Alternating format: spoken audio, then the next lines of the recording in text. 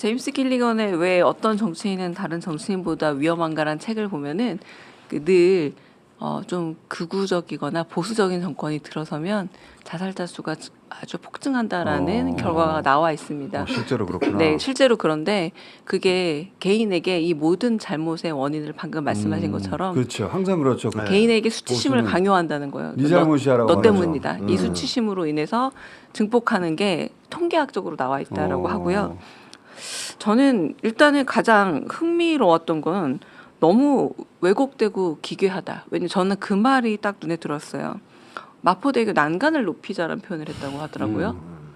그러니까 이건 자살 예방이라면 원인을 찾아서 원인을 제거해주고 혹은 들어줘야 그렇지. 되는 게 먼저인데 이게 난간이 낮네? 그래서 자살하나 보네?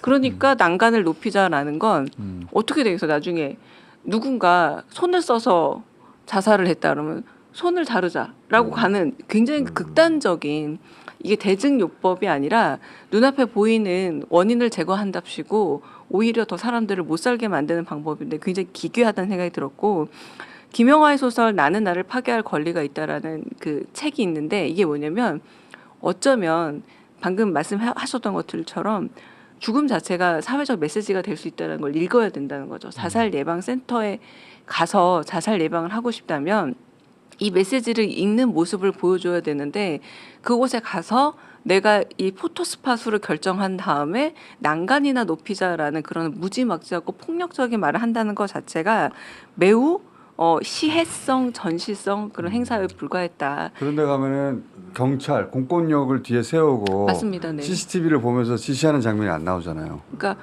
자살에 대해 전혀 뭘 지각하고 뭘 이해한 사람이 보여준 매우 기괴한 시해 현장이다라는 그런데도 생각이 들어요. 마포대교 난간은 높아질 거예요.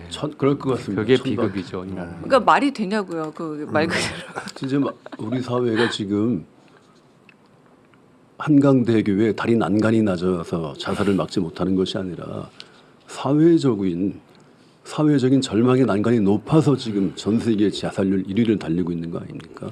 근데 정말 가장 기괴하고 천박한 장면이 딱 그거예요.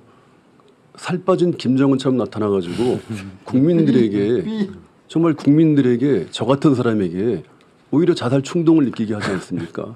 근데 이러한 정말 기괴한 정신 상태를 가지고 있는 사람들이 자꾸 눈앞에 어른거리는 거 정말 국민들이 볼 때마다 정신적으로 공포를 느꼈거든. 공포, 정말 분노, 절망. 고통과 이젠 절망까지 느끼는 이 지경에 처했는데 부디 좀 제정신 좀 차렸으면 좋겠어요. 제가 이번에 가장 많이 본 댓글이 딱 그거예요. 내가 니들 때문에 자살 충동을 느끼고 있다. 김건희가 그 대통령이라는 걸 지금 다 들키지 않았습니까? 어차피 들켰으니까 이제 본격적으로 내가 대통령 업무를 좀 봐야 되겠다. 그래서 내가 대통령이다라는 선언을 하러 간 것인 것 같고요. 근데 이제 본격적인 대통령 행보를 시작하려고 할 때 윤석열과 차별을 좀 할 필요가 있어요. 근데 윤석열은 이미지가 깡패 이미지란 말이에요. 막 협박하고 공갈하고. 예, 근데 자기는 좀 자애로운 지도자, 대통령 이미지를 연출하고 싶어서 자살에도 관심이 있다.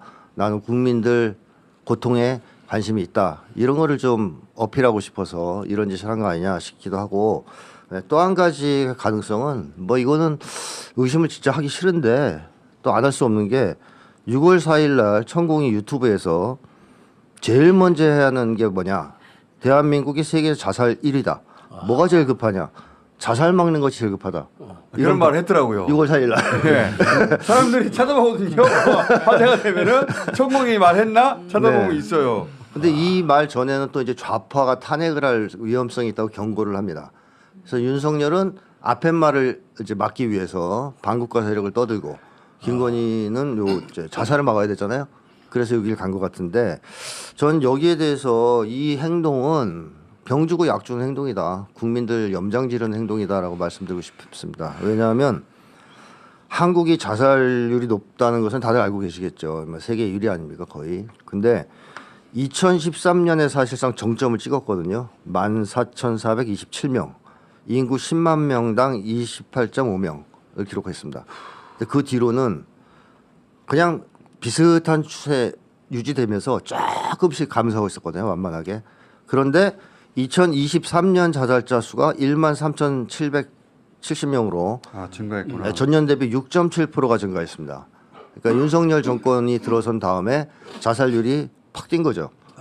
근데 2024년 올해는 벌써 1월에서 5월까지 5개월 동안 자살자 수가 6,375명이에요. 그러니까 작년 같은 기간분에 비해서 10.1%가 증가했습니다. 아이고. 그러니까 올해 자살률은 아마 또 전년을 훨씬 뛰어넘는 식으로 증가할 것 같거든요.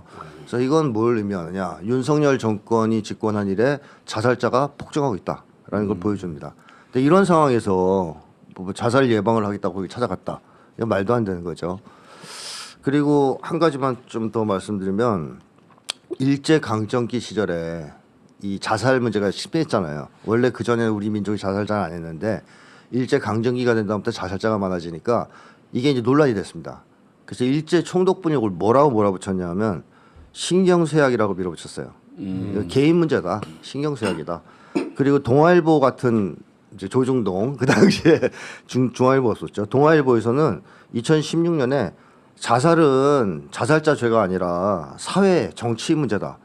이래 주장하면서 그러니까 자살의 원인을 개인으로 돌리려는 일본 총독부와 이제 우리 이제 민족들 이건 사회 문제다. 이렇게 이제 발언적인. 대립이 있었어요. 근데 오늘날을 한번 생각해 보시면 자살 문제를 거의 우울증으로 돌리고 있습니다. 개인에게. 그러니까 자살은 우울증 때문에 하는 거다. 이것 역시 일본 총독부 시절에 신경쇠약이라고 했던 것을 우울증으로 이름만 바꾼 거지 본질적으로는 개인 탓을 하는 거거든요. 한 가지만 추가할게요. 당시 이제 조선 총독부가 만든 조선인의 민족성에 관한 비밀 보고서에는 조선인은 자살을 뭐 많이 하는 민족임, 나약함, 민족성 탓으로도 돌렸어요. 네. 뭐 하여튼 개인 탓, 민족성 탓 이런 것으로 돌렸고 그게 오늘날도 계속되다 보니까 자살 예방을 하려면 사실 윤석열 부부가 사라져야 되지 않습니까? 맞습니다. 네, 그런데 그걸 하는 게 아니라 가서 캠페인하는 거죠. 자살 예방 캠페인. 이건 일제 총독부도 한 겁니다. 한강에다가 뭐 세우고 그랬어요. 한강대교, 한강인도교, 지금 네네. 한강대교의 난간에다가 잠깐 한 번 더 생각하시오라는 맞습니다. 팻말을 쭉 붙여놨어요. 네, 일본에서 그걸 지금 똑같이 하고 있는 중이다. 그래서 어떻게 보면 일본 강점기, 일제 강점기와 자살 문제를 대하는 데선 전혀 달라진 것이 없다 하는 점을 말씀드리고 싶습니다.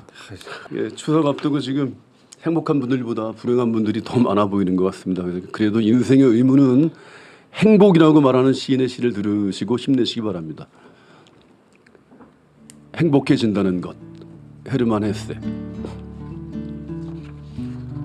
인생에 주어진 의무는 다른 아무것도 없다네. 그저 행복하라는 한 가지 의무뿐. 그런데도 그 온갖 도덕, 온갖 계명을 갖고서도 사람들은 그다지 행복하지 못하다네. 그것은 사람들 스스로 행복을 만들지 않는 까닭. 인간은 선을 행하는 한 누구나 행복에 이르지.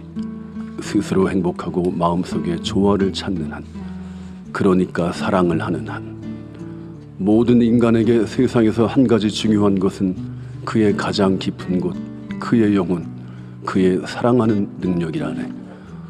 보리죽을 떠먹든 맛있는 빵을 먹든 누더기를 걸치든 보석을 휘감든 사랑하는 능력이 살아있는 한 세상은 순수한 영혼의 화음을 울렸고 언제나 좋은 세상, 옳은 세상이었다네. 자, 추석 잘 보내십시오.